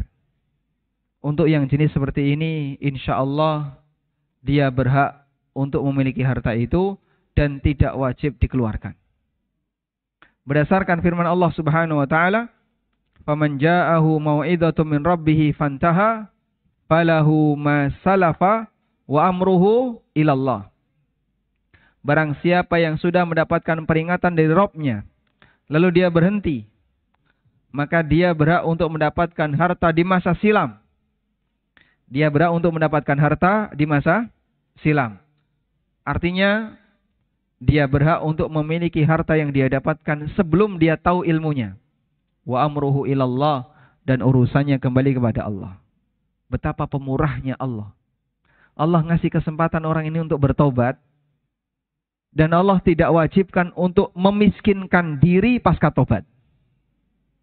Sehingga nggak ada ya bentuk. Kemarin Bapak sebelum ngaji dapat duit riba berapa? Sekian puluh juta, sekian ratus juta sudah dipakai beli 10 rumah, 5 villa. Ini mobil Alphard ada 7. Sudah? Terus tobat dia. Begitu sejak tobat, apakah ini semuanya harus dibuang? Tidak. Silakan Bapak tetap miliki boleh. Namun setelah ini terlarang bagi Bapak untuk mendapatkannya lagi. Sehingga kalau sudah ngerti, sejak titik ngerti, wajib mengajukan resign. Saat dia mengajukan resign itu kan proses ya. Nggak langsung keluar kan? Ya, beda dengan takmir. Takmir resign, besok udah nggak takmir lagi. Kalau karyawan perusahaan, begitu dia mengajukan resign, proses. Mungkin 3 bulan, 4 bulan, baru dia bisa keluar. Nah, selama 4 bulan, setelah dia mengajukan resign sampai proses dia keluar, dia kan dapat gaji. Ini yang haram untuk dimiliki. Di saat itu dia bisa jadi masuk kantor tapi tidak berhak untuk menerima gaji. Karena dia sudah tahu ini riba. Tapi yang sebelumnya, yang bertahun-tahun dia dapetin, berhak untuk dia miliki. Dan tidak perlu dia keluarkan.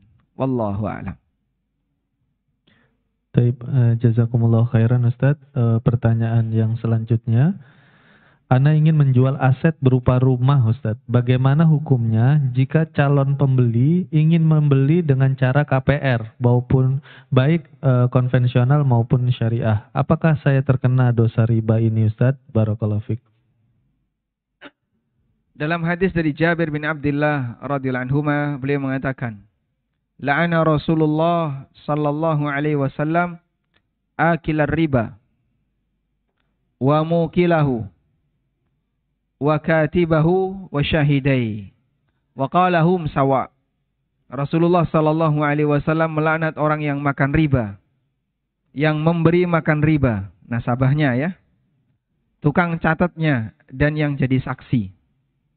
2 saksi kena.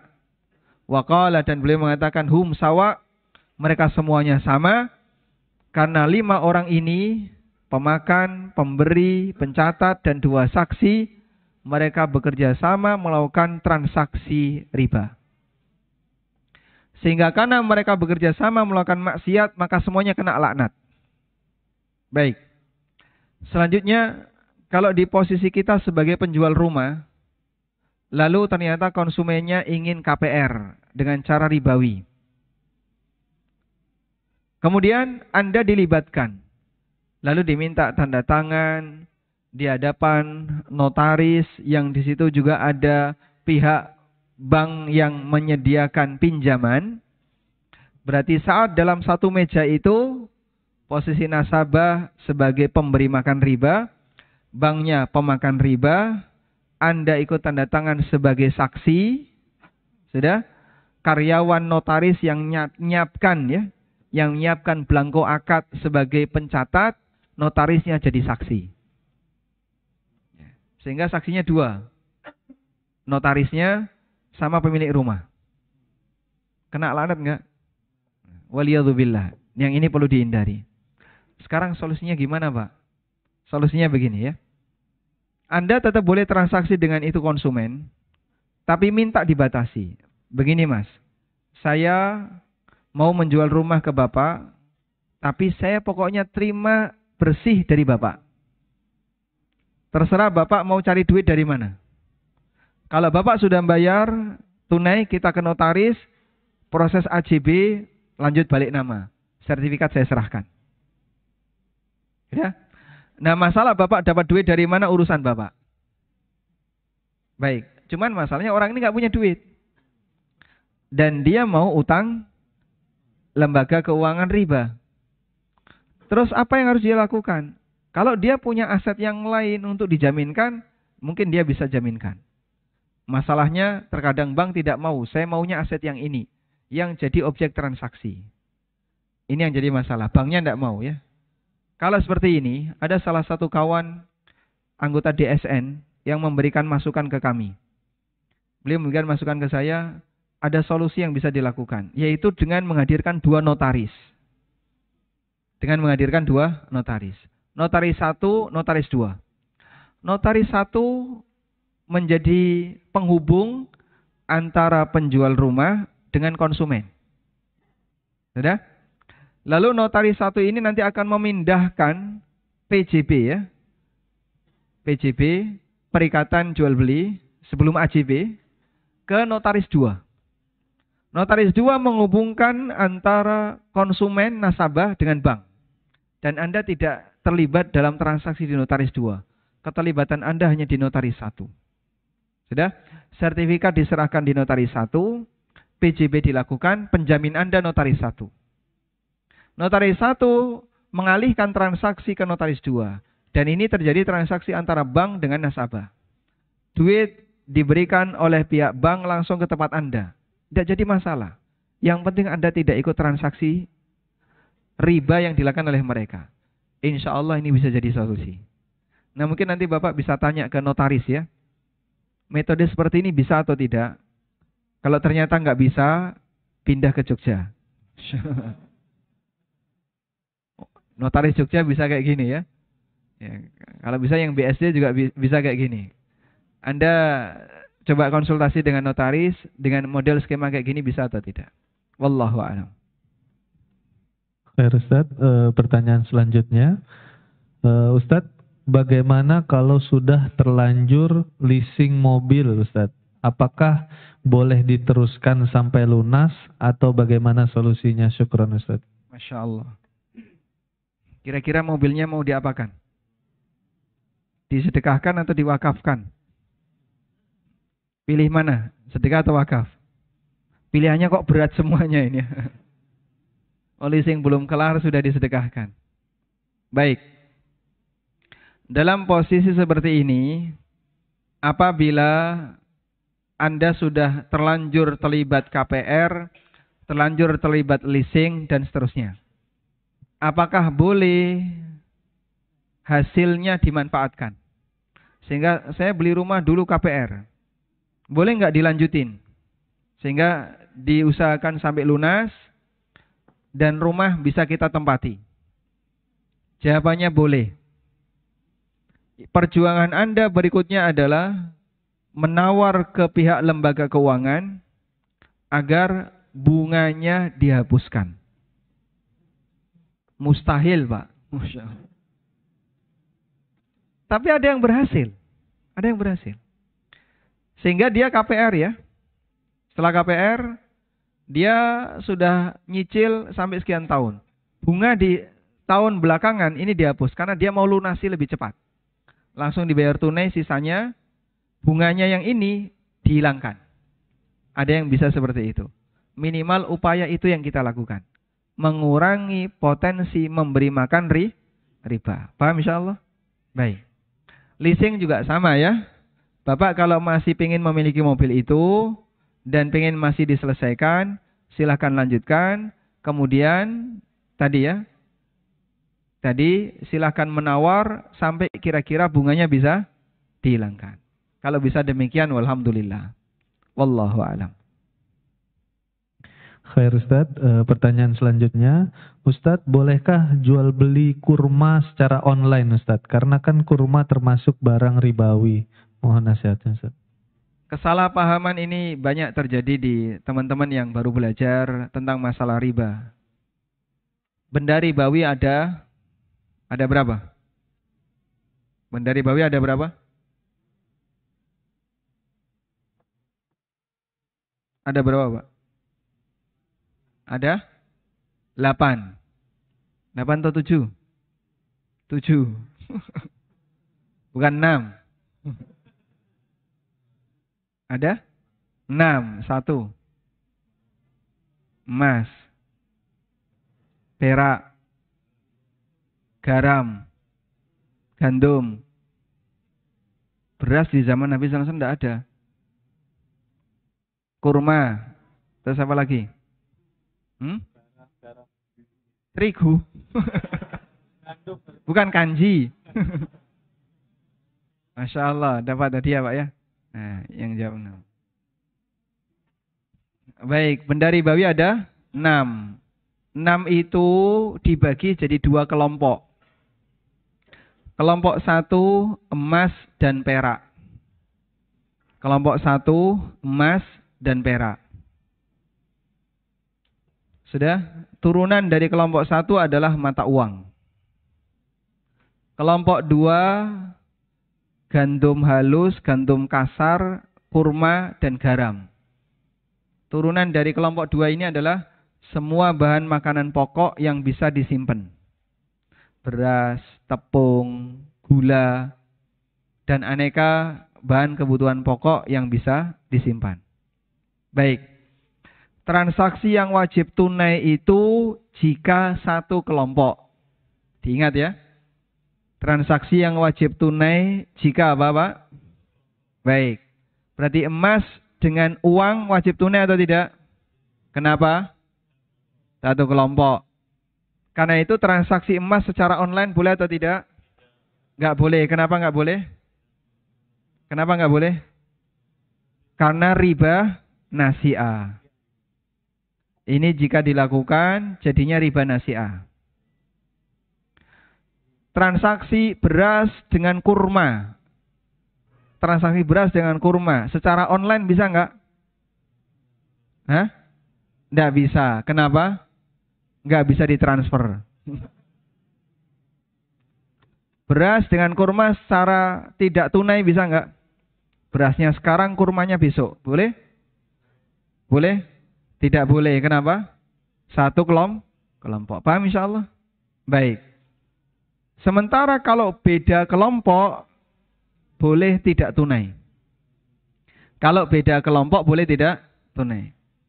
Sehingga uang dengan beras, tidak tunai boleh enggak? Boleh?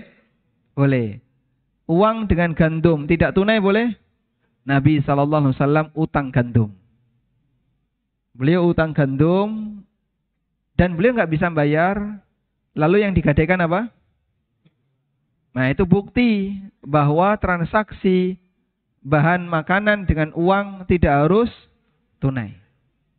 Maka ini jadi dalil kalau beda kelompok bebas. Berarti jual beli kurma online boleh nggak? Insya Allah. Paham insya Allah ya? Baik, alhamdulillah. Pertanyaan selanjutnya Ustadz. Bolehkah kita kredit barang ke saudara kita, tapi saudara pun ngambil barangnya dengan sistem kredit lagi ke orang lain? Saudaranya ambil sistem kredit lagi ke orang lain, Ustadz. Jadi dia ngambil ke saudara, tapi saudaranya juga ngambil kredit ke orang lain. Apakah ini termasuk riba, Ustadz? Paham maksudnya insya Allah? Hah? Kredit to kredit.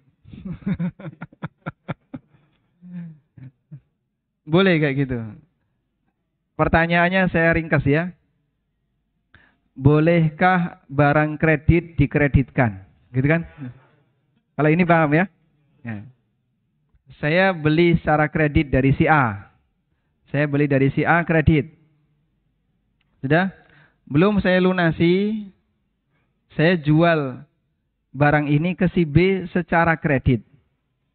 Boleh atau tidak? Boleh atau tidak? Tidak?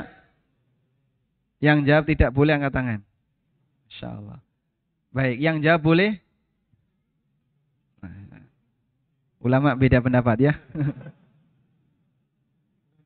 Ada khilaf dia. Yang benar boleh. Karena bukan syarat barang itu yang dijual harus sudah tunai. Bukan syarat ya. Harus sudah lunas. Dipahami insyaAllah? Baik. Praktek ini dilakukan oleh sahabat Abdurrahman bin Auf. Abdurrahman bin Auf mengawali karir bisnis beliau di Madinah dari nol dengan cara seperti ini. Ngambil barang dari orang secara kredit. Bayarnya nanti. Tak bawa dulu ya. Bayarnya nanti. Berapa? Sekian dinar. Baik, saya bawa. Setelah beliau bawa, beliau jual ke orang lain dengan cara tunai. Dengan ambil margin. Model seperti ini dilakukan oleh Abdurrahman. Dari itu beliau dapat untung.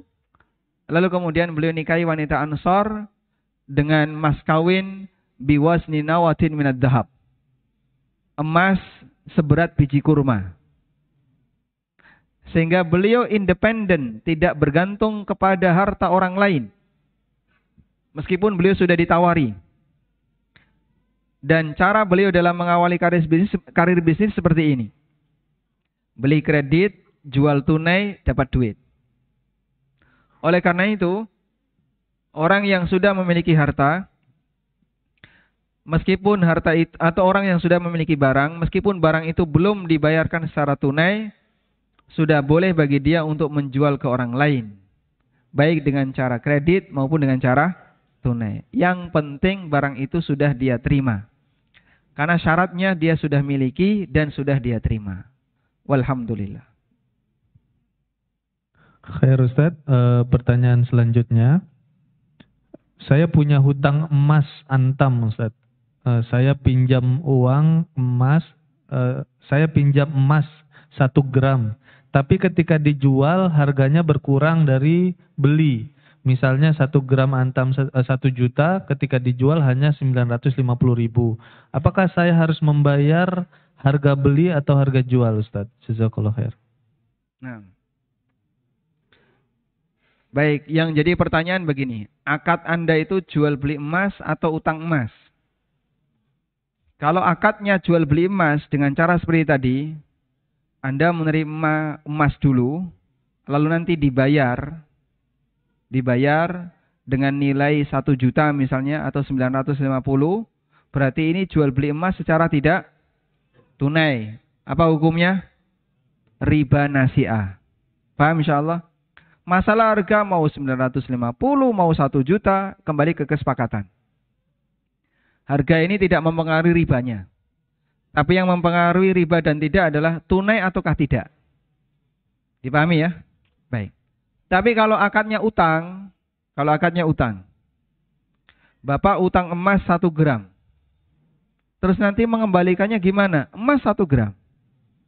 Sebab utang itu dikembalikan sesuai yang dipinjam. sesuai yang diterima. Bapak utang nerimanya emas, maka ngembalikan dalam bentuk emas. Sederhana ya. Utang itu dikembalikan sesuai yang diterima. Utang emas bayar emas, utang uang bayar uang, utang dolar bayar dolar, utang real bayar real. Tidak boleh ada orang yang utang emas, perjanjiannya bayar uang. Karena ini riba nasi'ah. Tidak boleh utang emas, perjanjiannya nanti bayar uang. Saat kau lunasi, 5 tahun lagi tidak apa-apa. Yang penting pakai harga emas 5 tahun lagi. Tapi dikasihnya emas. Misalnya kasih 10 gram, antam. Lalu nanti silahkan dilunasi 5 tahun lagi.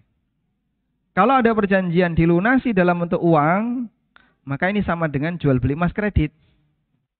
Emasnya sekarang, pembayarannya nanti. Dan itu riba nasi'ah, hukumnya haram. Dipahami ya? Terus yang benar gimana Pak? Anda utang emas, balik emas, itu boleh. Sekarang utang emas 5 gram, 10 gram, Anda jual jadi duit, dipakai untuk kebutuhan sehari-hari. Nah nanti Bapak saat mengembalikan, kembalikan dalam bentuk emas. Tapi harganya beda, ya enggak apa-apa. Yang penting emas, pokoknya Anda terima emas, kembalikan juga emas. Masalah harga tidak mempengaruhi hukum. Jelas insyaAllah? Alhamdulillah. Masya Allah. Sekarang jam 2 pertanyaan terakhir, Ustaz. Alhamdulillah. Ustaz, izin bertanya, apa hukum transfer uang melalui menyebutkan sebuah akun, Ustaz? Karena kalau transfer beda bank ada biaya 6.500 admin. Tapi kalau pakai akun ini tidak ada biayanya, Ustaz. Ini lembaga intermediat yang baru ya. Bank itu kan lembaga intermediat. Tapi sekarang ada lembaga intermediat yang baru, menghubungkan antara satu bank dengan bank yang lain. Kita transfer uang melalui Flip ini ya, Masya Allah. Pak Angel ya, pakai ini ya. Boleh atau tidak? Jawabannya boleh. Nggak ada riba di situ. Tapi Pak itu kan ada kode etik, kode unik. Ya. Ada kode unik ya. Di belakang misalnya kodenya 141. Atau 83 atau 8 berapa, begitu? 303. Apa itu? Hah? Itu kode apa? Oh, kode unik ya. Kode unik. Anda menggunakan kode unik, kalau ada tambahan kode unik seperti ini. Yang kami tahu Flip itu kode-kode unik ini diakumulasi ya. Diakumulasi terus jadi saldo. Nanti kalau saldo itu sudah banyak, dipakai transaksi boleh. Ditransfer ke orang lain atau dipakai untuk transaksi yang lain boleh. Sehingga sebenarnya dia tidak mengambil untung dari kode unik itu. Andai pun Flip ngambil untung, hukumnya boleh. Sebab dia sudah memberikan jasa dan dia berhak untuk menerima biaya administrasi. Makanya kan batas maksimal 5 juta ya. Lebih dari itu ada biaya admin sekian ribu. Biaya admin ini boleh. Karena dia sudah memberikan jasa. Sehingga posisi aplikasi ini sifatnya adalah untuk lalu lintas uang. Keberadaan tambahan yang didapatkan oleh aplikasi ini karena dia sudah memberikan jasa sebagai biaya administrasi itu haknya. Dan dia boleh untuk menerimanya. Enggak ada riba di sana, insyaallah ta'ala. Wallahu a'lam. Baik Ustaz, pertanyaan terakhir, dan ini sangat banyak yang bertanya ini Ustaz. Sepertinya harus dibacakan. Terkait dengan bagaimana hukumnya yang terkait food itu Ustaz. Food atau pay gitu Ustaz. Itu secara ringkas mungkin Ustaz. Walaupun itu satu materi sendiri mungkin Ustaz. Syukran Ustaz. Baik, tentang hukum seperti ini butuh 1 jam. Berarti bulan depan ya. Ya terlalu panjang itu, turunannya banyak. Begitu. Karena ada khilaf dalam masalah ini. Kemudian kita juga perlu memahami latar belakang akadnya. Jadi penjelasan mukaddimahnya agak rinci. Mungkin nanti bisa kita bahas di forum yang lain insya Allah secara online ya. Online aja kan? Insya Allah bulan depan berarti Ustaz ya. Kalau gitu ganti pertanyaan biar nggak rugi Ustaz. Bukannya yang terakhir ini. Insya Allah. Sayang satu pertanyaan lo ini Ustaz, ilmunya Masya Allah Ustaz. Ustaz mohon izin, jika sebuah transaksi hanya bisa dilakukan melalui kartu kredit, apakah hal ini bisa dianggap rukhsah Ustaz? Karena contoh misalnya membeli lewat eBay atau yang di luar negeri, e-commerce luar negeri Ustaz. Akhirnya pinjam kartu kredit punya teman. Apakah ini termasuk rukhsah Ustaz? Karena memang harus melalui kartu kredit. Syukran Ustaz. Ada orang yang agak nantang kayak gitu ya. Jadi gini. Ini cerita real ya. Ada salah satu jamaah tanya ke saya. Dia anti riba, tapi temennya belum anti riba. Masih bermain dengan transaksi riba. Terus dia bilang gini, kalau emang riba itu 100% tidak boleh, coba belikan barang ini tanpa transaksi riba, tanpa kartu kredit. Lalu dia buka Amazon. Kemudian dia klik salah satu barang, yang itu pembayarannya harus pakai kartu kredit. Dia bilang, kalau tidak boleh, belikan barang ini tanpa kartu kredit. Bisa nggak? Nah, kemudian beliau ini tanya ke saya, ini jawabnya gimana? Saya jawab, kamu butuh barang ini nggak? Enggak. Ya sudah, selesai. Ngapain dipaksakan? Nggak butuh kok. Jadi dia mengada-ada kan pertanyaan itu. Bagaimana mungkin orang nggak butuh kartu kredit? Beli barang ini nggak bisa dia nggak tanpa kartu kredit. Masalahnya kamu butuh barang ini atau tidak? Nggak butuh, ya sudah selesai. Alhamdulillah nggak butuh. Berarti kan nggak butuh kartu kredit. Lain masalahnya kalau ini barang sangat dibutuhkan. Di Indonesia nggak ada. Dengan transaksi yang tanpa kartu kredit nggak ada. Hanya bisa pakai kredit card. Misalnya sebuah perusahaan ya. Dia punya stakeholder di luar negeri. Lalu transaksinya hanya bisa melalui jaringan kartu kredit. Tanpa jaringan kartu kredit tidak bisa. Nah, barulah di sini kita bicara masalah kebutuhan. Saya kasih persamaan kasus. Listrik pasca bayar.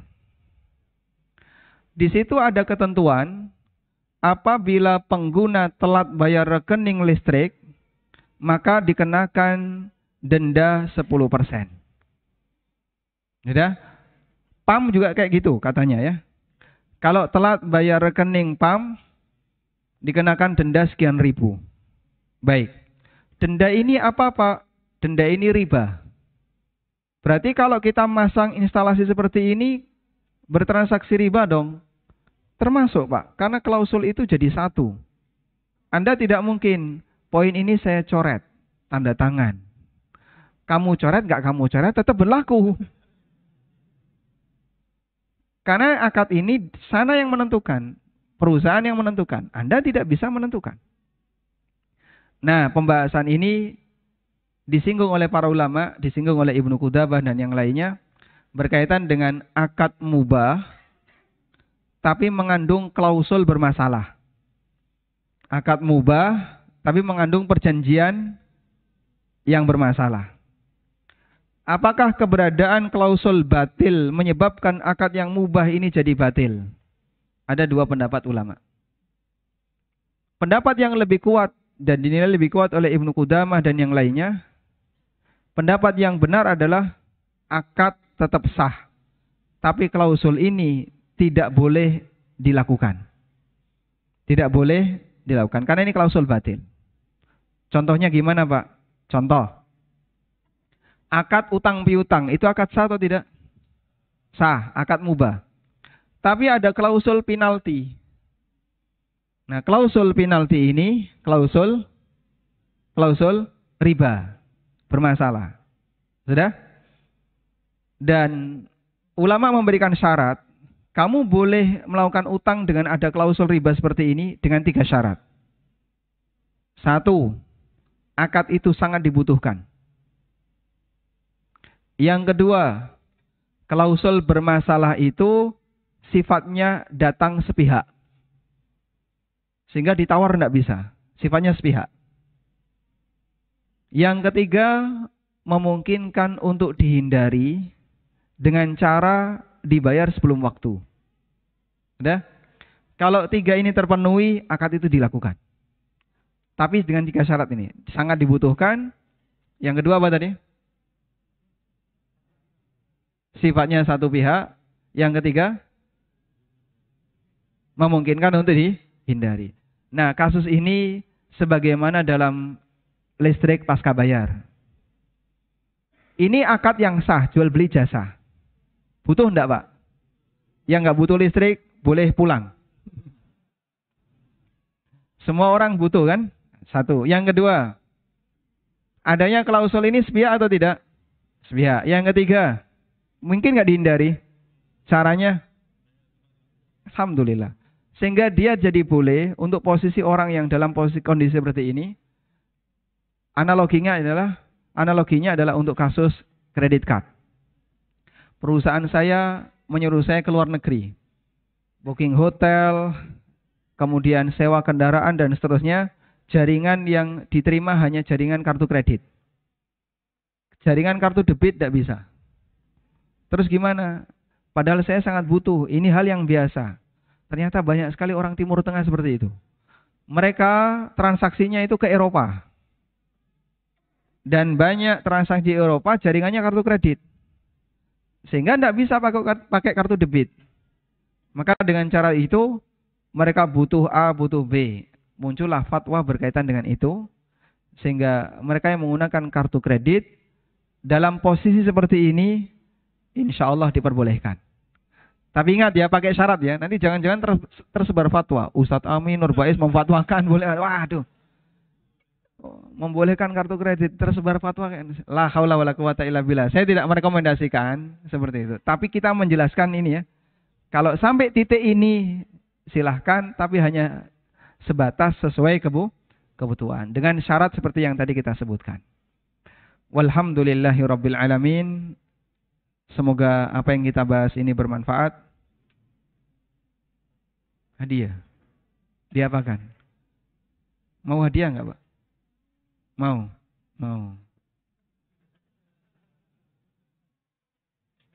Alhamdulillah, Masya Allah. Baik. Ada yang mau hadiah?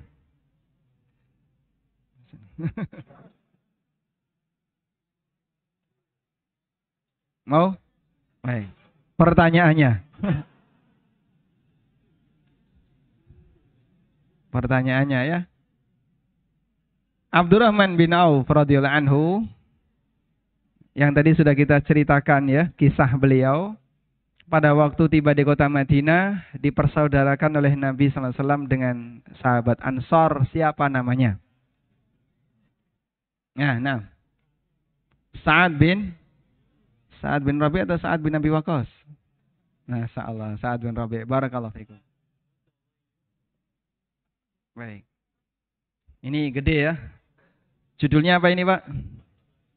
Al-Kabair. Isinya apa? Kumpulan dosa besar. Pertanyaannya. Akhwat. Baik. Akhwat ya. Ada mikrofon di belakang? Ada ya? Alhamdulillah. Baik. Ada berapa mikrofon? Itu ada satu lagi, silakan. Istri Nabi sallallahu alaihi wasallam yang dinikahi dalam kondisi gadis.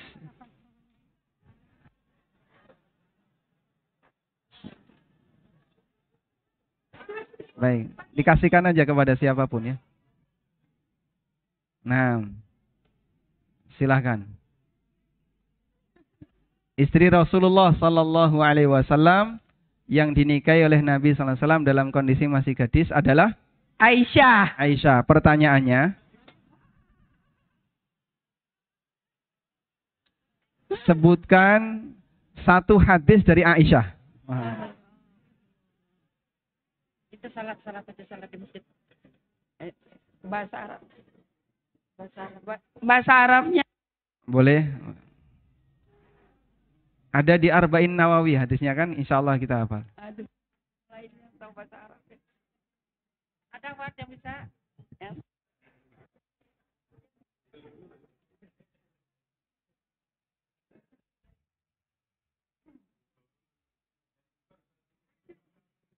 Ya, baik, untuk bapak-bapak dulu sekarang ya. Ini pending Pak, dulu. barang siapa mengadakan suatu perkara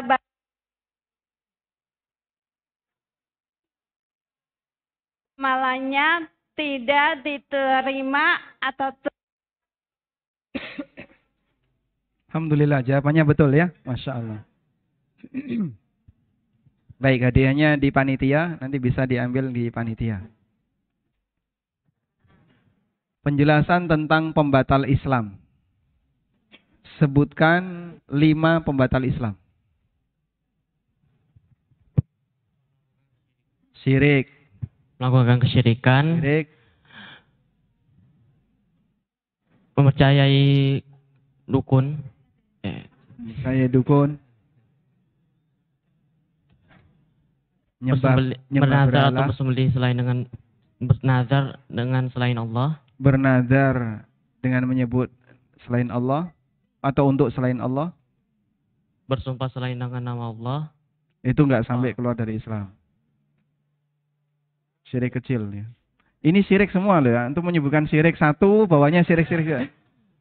tidak mau menuntut ilmu, Hah? tidak mau menuntut ilmu, Tidak mau menuntut ilmu keluar dari Islam. Berpaling dari berpaling dari agama ajaran secara Allah, keseluruhan. Baik, yang kelima. menghalalkan atau mengharamkan apa yang diharamkan oleh Allah, Atau mengharamkan apa yang telah halal. dihalalkan oleh Allah. Membalik hukum ya. Yang haram jadi halal, yang halal di Masya Allah. Barakallahu fikum. Santri. Baik.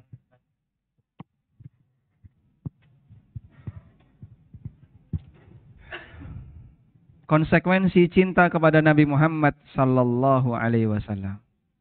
Pertanyaannya, sebutkan 6 benda ribawi. Gampang ini. Silakan berdiri, Pak. Oh, akhwat juga. Baik.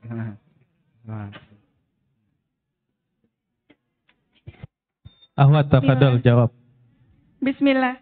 1 emas, 2 perak, 3 garam, 4 gandum, 5 kurma, 6 tepung. Tepung. Gandum kasar, gandum halus. Gandum kasar dan gandum halus. Masya Allah, dapat ya. Baik. Hadiah yang terakhir. Jadilah salafi sejati. Sebutkan judul asli bahasa Arab buku ini. Nah. Barakallahu fiik, dapat ya. Masya Allah ya. Kun salafiyan alal jaddah.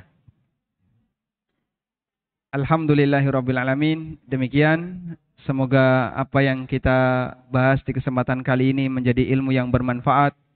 Barakallahu fikum jami'an. Semoga Allah memberkahi setiap usaha yang kita lakukan dalam mencari rezeki yang halal. Wassallallahu ala nabiyyina Muhammadin wa ala alihi wa sahbihi wa sallam. Wa akhiru da'wana anil hamdulillahi rabbil alamin. Subhanakallahumma wa bihamdika asyhadu an la ilaha illa anta astaghfiruka wa atubu ilaik. Wassalamualaikum warahmatullahi wabarakatuh.